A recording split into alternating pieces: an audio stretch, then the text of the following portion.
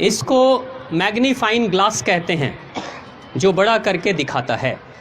इस magnifying glass से हम छोटे अक्षरों को बड़ा करके देखते हैं, लेकिन कभी इस ग्लास से कोई और दूसरा काम किया है? कभी कोई कुराफात किया है आपने? बदमाशियां कोई की है? किया है? क्या किया है? क्या किया है? आग लगाए हैं। कहां पे आग लगाए?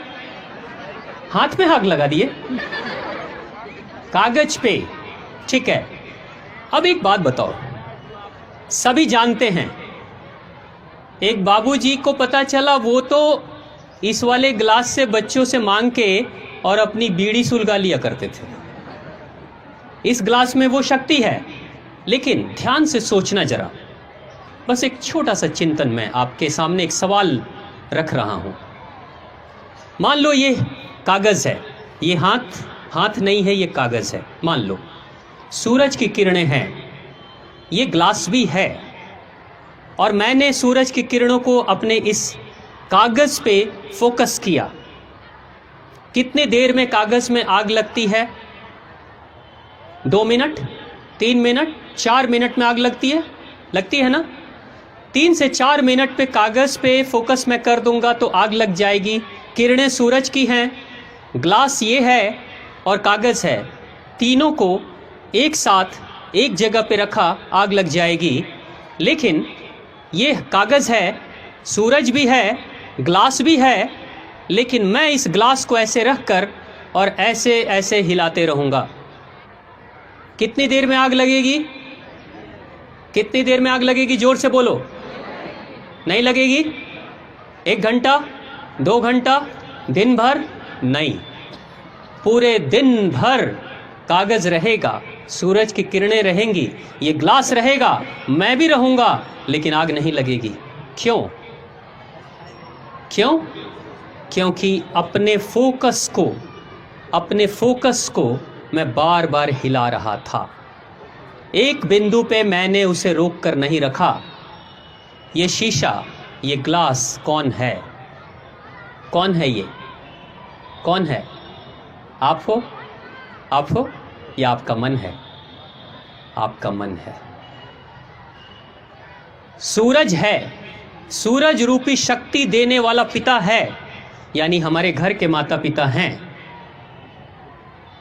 ये अग्नि को जलाने के लिए जो कागज है वो भी है, हम भी हैं, लेकिन हमारा ये जो मन रूपी ग्लास है वो डोल रहा है, हिल रहा है।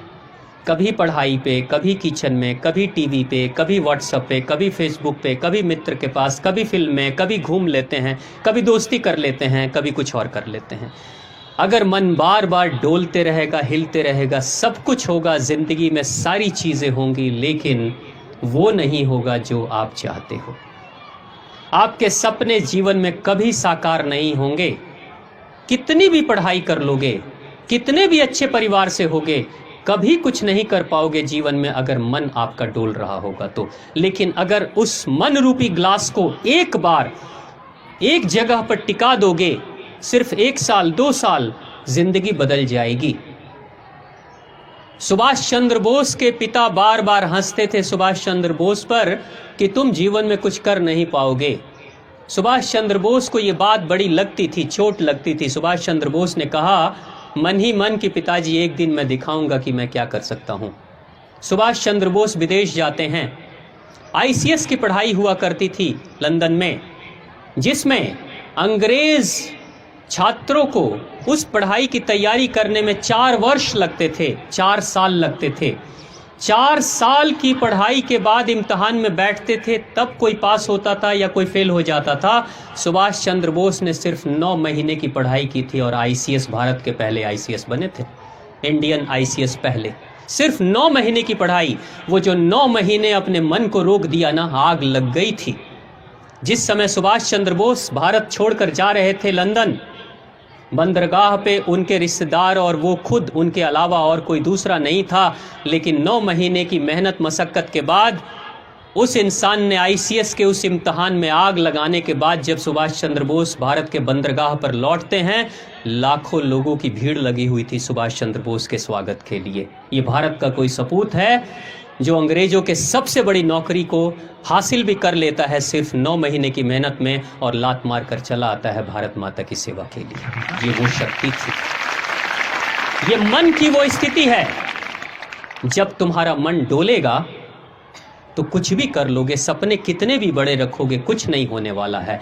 तब फिर क्या होगा, जब आप बूढ़े हो जाओगे ना, तब कहोगे हमारे भी सपने बहुत बड़े बड़े थे, लेकिन माताजी ने सपोर्ट नहीं किया, तो पिताजी ने ये नहीं किया, तो दोस्तों ने ये किया, तो दुश्मनों ने किया। शिकायत के सिवा और कुछ नहीं रहेगा आपके पास में जीवन में। इसलिए बेहतर यही होगा, इन सारी शिकायतों के तरफ जाने से बेहतर है कि अपने मन को एक बार जिस कार्य को कर रहे हो ना, उस कार्य में पूरा लगा देना, जिंदगी बदल जाएगी।